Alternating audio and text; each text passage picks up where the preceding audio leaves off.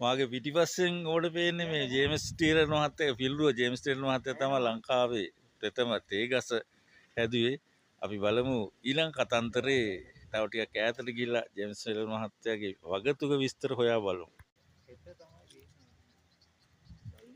මේ ඔබ දකින්නේ ජේම්ස් ටීලර් මහත්තයාගේ පිළිරුව. සමාවෙන්න අපේ යාළුවෙක් ජේම්ස් ටීලර් ළඟට ඇවිල්ලා පොඩ්ඩක් සැලුට් එකක් එහෙම දාලා අපිත් එක්ක ඉන්න බලනවා. මේ තමයි ජේම්ස් ටීලර් පිළිරුව.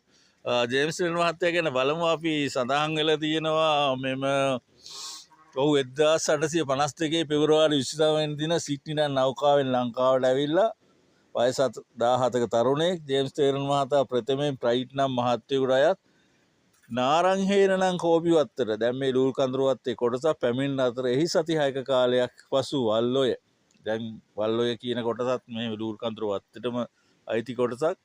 එවකට බ්ලයිට් නම් රෝගී තත්ත්ව හේතුවෙන් විනාශ වීම පැවති කෝපි වගාවට විකල්පයක් ලෙස 1967 දී ඔහු විසින් අක්කර 19ක භූමියක් සුද්ධ කර තේ වගාව ආරම්භ කර ඇති බව මෙහි ඔහු පිළිබඳ සටහනක් තබන මේ වත්තේ ඉතිහාසය ගැන කතා කරන විට ඔහු පිළිබඳ සටහනක් තබන මෙම නාම පෝරේ සඳහන් වෙනවා.